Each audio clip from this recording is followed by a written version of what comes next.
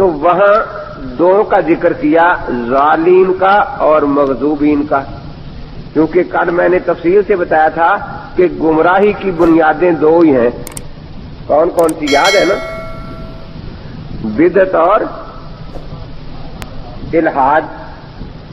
پیچھے ذکر کن کا ہے؟ جن پر اللہ کا انعام ہوا، جن پر اللہ کا. اب گمراہی دو ہی طریقوں سے آئے گی کہ اللہ والوں سے یا تو محبت زیادہ کرے، ان کو خدائی بنا ڈالے جیسے عیسائیوں نے، یا اللہ والوں کی شان میں گستاخی کرے. دو ہی راستے ہیں گمراہی کے.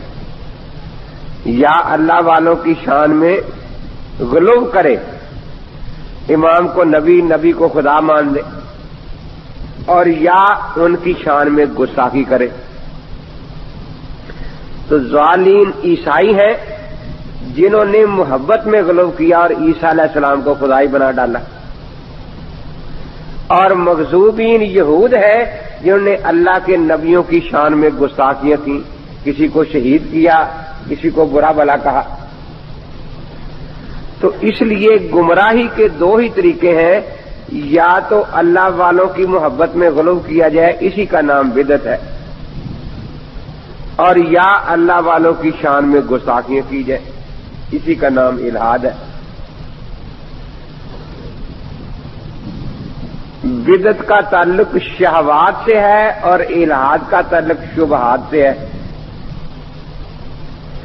تو اب دیکھیے اللہ تبارک و تعالی نے پہلے ظالین کا ذکر فرمایا گیا، پہلے مغضوبین کا، اس کے بعد ظالین کا. آگے بھی قرآن میں دیکھو، پہلے سورہ بقرہ ہے، اس کے بعد سورہ آل عمران ہے. سورہ بقرہ میں یہودیوں کا رد ہے اور آل عمران میں عیسائیوں کا رد ہے. تو اس سے سمجھنا کیا ہے اور سمجھانا کیا ہے میں نے کہ اگرچہ یہ دونوں طریقے گمراہی کے ہیں، لیکن پہلے ان کا رد کرنا چاہیے جو گستاخ ہیں، بعد میں ان کا رد کرنا چاہیے جو محبت میں گمراہ ہے. کیوں؟ محبت کی گمراہی جو ہے اس میں امید ہے کہ شاید یہ صحیح طریقے پر آ جائے، کیونکہ اللہ والوں سے محبت رکھنے کا حکم بھی ہے. حدیث پاک میں ہے، من احب للہ و ابغض للہ و آتا للہ و منع للہ فقد استکمل الایمان، کہ جس نے اللہ کے لیے محبت کی، اللہ کے لیے بغض رکھا، اللہ کے لیے دیا، اللہ ہی کے لیے روک لیا، اس نے اپنا ایمان مکمل کر لیا. تو اللہ والوں کی محبت ایمان کی تکمیل کا ایک ذریعہ ہے. تو عین ممکن ہے کہ کسی وقت وہ جو زائد محبت ہے وہ اعتدال پر آ جائے اور اس کو ہدایت نصیب ہو جائے. آپ اپنے ارد گرد بھی دیکھتے ہیں، دیہاتوں میں تبلیغی جماعت والے جاتے ہیں تو بریلوی جلدی قریب آ جاتے ہیں، غیر مقلد بالکل نہیں قریب آتے. یہ مرزائی ہو جائے گا، منکر حدیث بن جائے گا، لیکن ادھر آنے کو تیار بالکل نہیں ہوتا. کتنے لوگ بریلوی ہیں ارد گرد دیکھیں جو پھر دیوبندی بن جاتے ہیں. وہ میں پاک پتن گیا تو دفتر میں بیٹھا تھا، وہ پانی دینے میں اکیلا ہی بیٹھا تھا، پانی دینے چلے گئے. ایک بابا جی آئے، امین تیرا نام ہے؟ ان کا میرا ہی ہے. میری 85 سال کی عمر ہے، 84 سال میں دیوبندی حنفی رہا، اب میں اہل حدیث ہو گیا ہوں. میں سن کے خاموش رہا.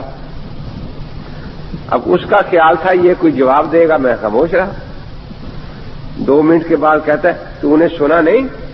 میں کہا سنا بابا، کیا سناتا ہے؟ میں دیوبندی تھا، اب اہل حدیث ہو گیا ہوں.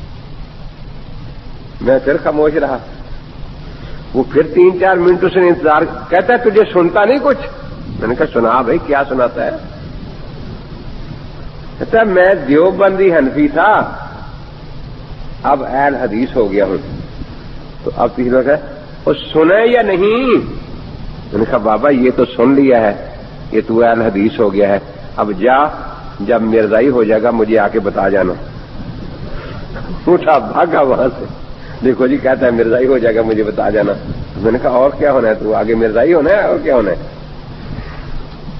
تو جو محبت میں گمراہ ہے ان کے بارے میں کچھ امید ہو سکتی ہے، کسی وقت ان کی محبت نقطہ اعتدال پر آ جائے اور وہ ہدایت پر آ جائیں، کیونکہ اللہ والوں سے محبت خود شریعت میں مطلوب بھی ہے ایک درجے کی، لیکن اللہ والوں کی شان میں گستاخی کرنے والوں کو ہدایت نہیں ہوتی، کیونکہ گستاخی کا کوئی درجہ بھی مطلوب نہیں۔ محبت کے بارے میں کہیں گے نا بھی اتنی محبت کر لو، تابعہ داری کرو، عبادت نہ کرو ان کی، لیکن گستاخی کے بارے میں کہیں نہیں کہ اتنی گستاخی کر لینا، اس سے زیادہ نہ کرنا۔ اسی لیے علماء نے ان دونوں کی مثال دی ہے کہ جو محبت میں گمراہ ہے ان کی مثال ہے کچی روٹی کی۔ روٹی کچی رہ جائے، اسے دوبارہ آگ پر رکھ دو تو کسی کام آ جاتی ہے، اور جو گستاخی میں گمراہ ہے ان کی مثال ہے جلی ہی روٹی کی۔ جو روٹی جل کے کوئلہ ہو جائے، آپ اسے 100 گھی لگائیں، کتنا کچھ کریں، وہ کسی کام آتی ہے؟